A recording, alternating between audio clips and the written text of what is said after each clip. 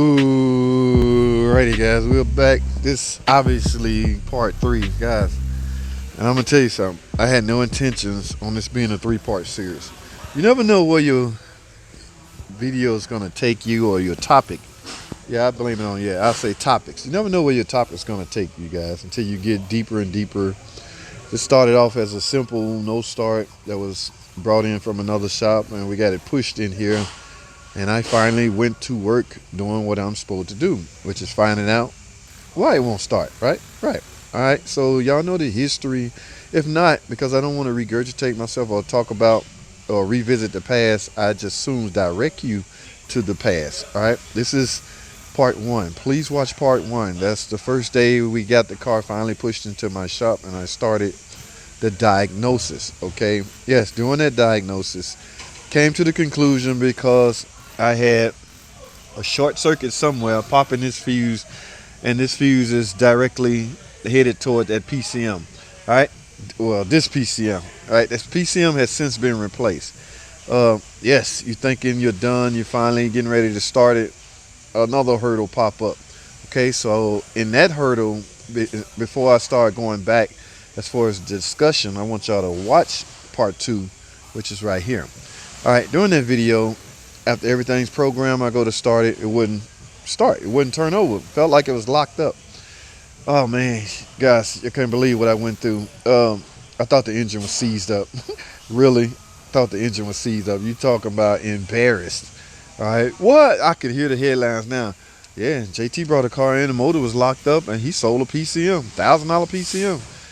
Oh, man. It would take weeks explaining that to a non-mechanical background service manager. When I say mechanical, I mean worked on actual cars and understand the difficultiness of diagnosing cars. Yes, he wears a suit and shirt and tie, and yes, he have basic automotive background, but you can never begin to understand what we go through out here when it comes to diagnosis, all right, unless you actually used to be one. All right, all of that was in part 2. Now it's since been revealed that the alternator seized up. All right, I get here this morning. What do we have? Oh, this is the old PCM box. We got an alternator. All right, so I'm getting ready to put that alternator on. What are we gonna find next? I don't know, man. Your guess is, guys. That's why I say, man, there's a process in place. Now, what I do want to do, guys, before I put this alternator on, I want to start this car, even if it's for a short time. I'm not going to put the belt back on. But because the alternator is not running, that's not technically going to backfeed, unless it's shorted. All right, I'm going to take the positive end off of there. I'm going to take that off and start the car and see if it runs. I don't have to have an alternator on to run the car, especially if I'm only going to run it a short period of time. That would give me some relief in knowing I did not damage the new PCM by trying to start it with everything hooked up. Remember, guys, I didn't know any of this until I got ready to start it. So to give myself a peace of mind, this fuse is still good. I'm going to, I got everything unhooked. I'm going to start this car with the belt off. In fact, I don't want the belt riding on the pulley or none of that.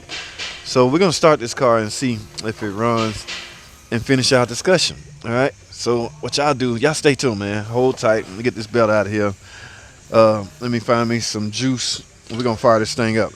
All right. Stay tuned. I'll be right back.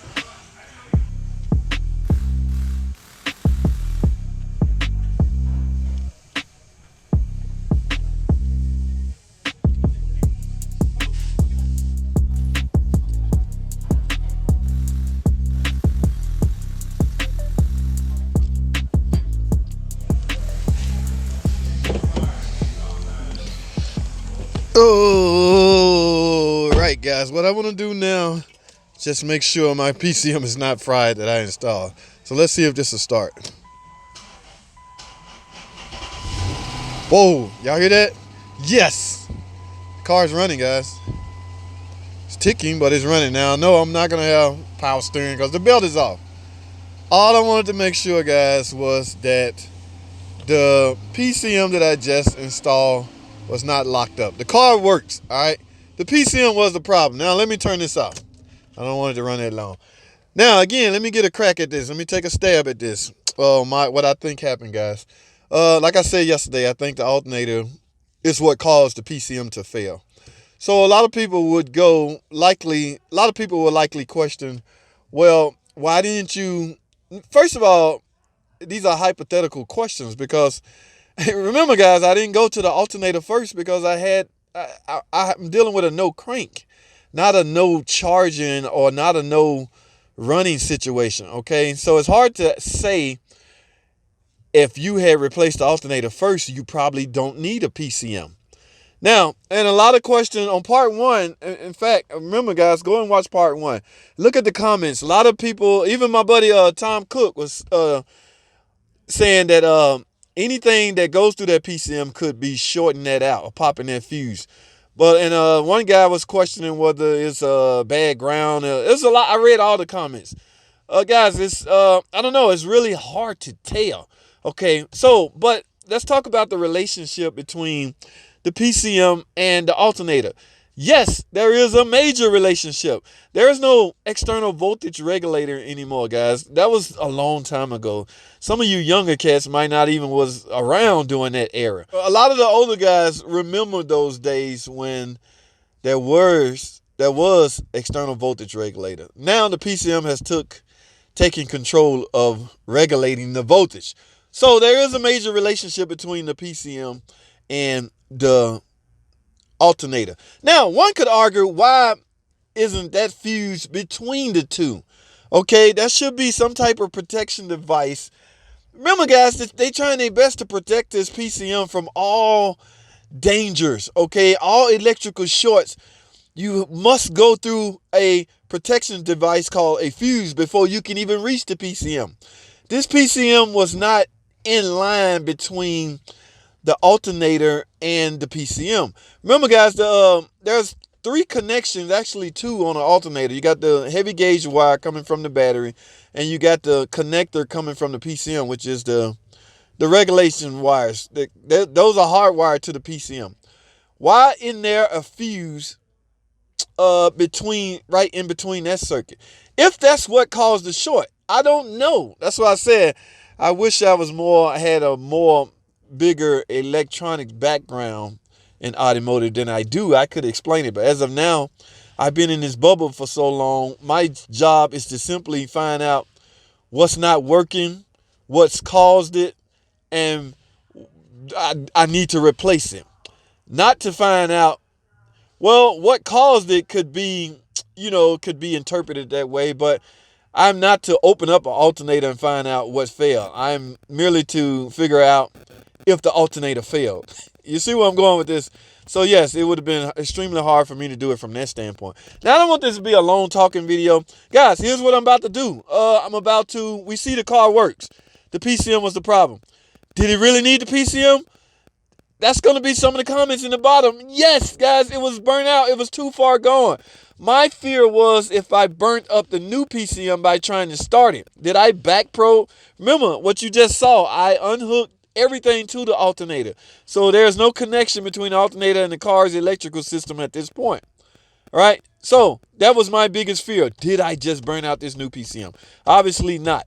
All right. So the moral of the story is I needed to start with a PCM, and I haven't even got the new alternator. I'm about to put the alternator on, put the belt on, and run and drive the car, guys. That is exactly what I'm about to do. We'll talk some more after that, okay? I'm not going to film replacing the alternator simply because the alternator's pretty straightforward.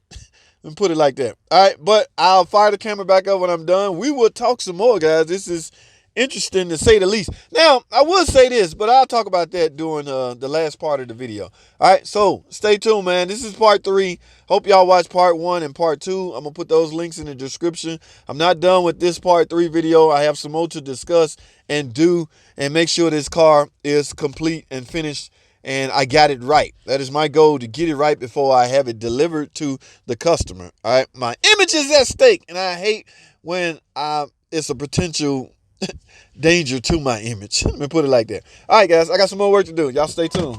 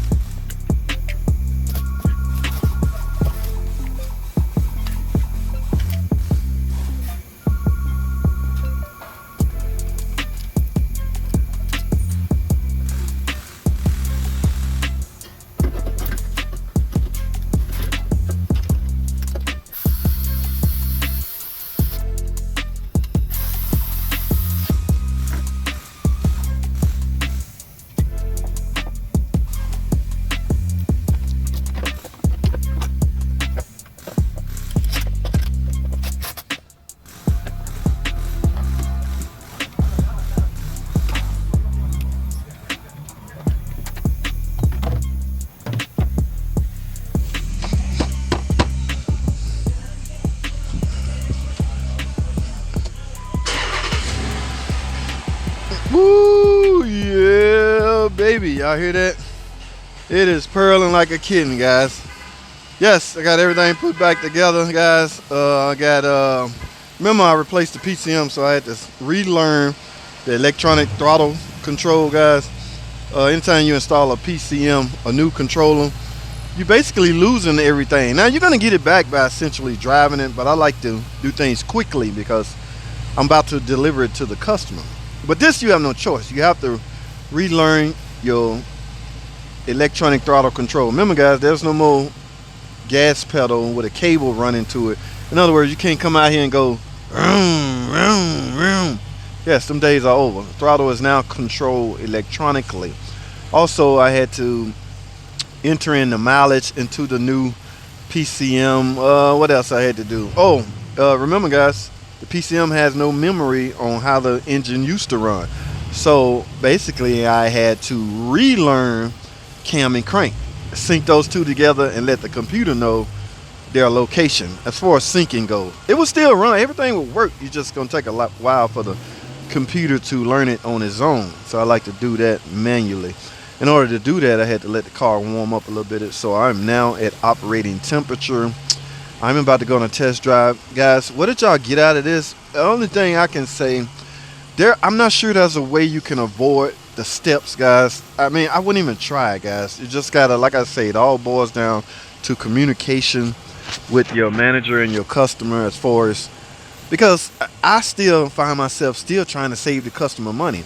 Now, could you imagine what would have happened if I wrote up an estimate? You need a PCM and an alternator the first time. Could you imagine what would happen? Well, how do you know this? That I would have got all kinds of questions, guys. So now, managers and service advisors have been known to pad the estimate for the unexpected. And guys, trust me, there will be unexpected things. I could come out here and literally check this or pull on this to check it and it break. Nobody wants to call a customer back and say, ma'am, you need a $30, $40 dipstick. Why? It was working when I brought it. So if the estimate is padded a little bit, then yeah, we got room for that. This is out of my control. And I use that as an example because it actually happened to me. Yeah, any day, particular day, you pull that and it just break off. My point is, they have a habit of padding an estimate, but you cannot pad. I don't know what that alternator costs. $300, $400, and the labor to put it in. I don't know. So it's hard to pad an estimate with an extra $500.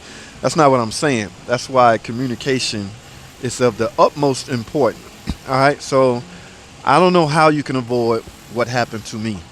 Again, I did get asked, why didn't you write that up in the beginning? We talked about that on the last video, so I don't want to re-discuss it. But we all human, guys, and things happen. My point is, this car is done. I will refuse to deliver it without driving it, so I'm going to go on a nice test drive. And that's that, guys. I appreciate y'all watching these series. Any questions you may have, I have no problem speaking on it, answering it, whatever you call it. Please already be subscribed. I got a pretty good barometer of who already, if you're a repeated commenter and I'm going back and forth with you all the time, I can memorize your name. So, from that standpoint, everything good. But from time to time, new guys will come in and just need a quick answer. Please thumbs up the video and subscribe to the channel. I really appreciate it, guys. It helps the channel. That way I can bring y'all more and more. I see crazy things every day. All right. I work on 5, 6, 7 cars a day. All right. Now, some of them are repetitive things, so I'm not going to record repetitive issues, but I see crazy things every day. I can let you guys get exposed to some of the crazy stuff I see.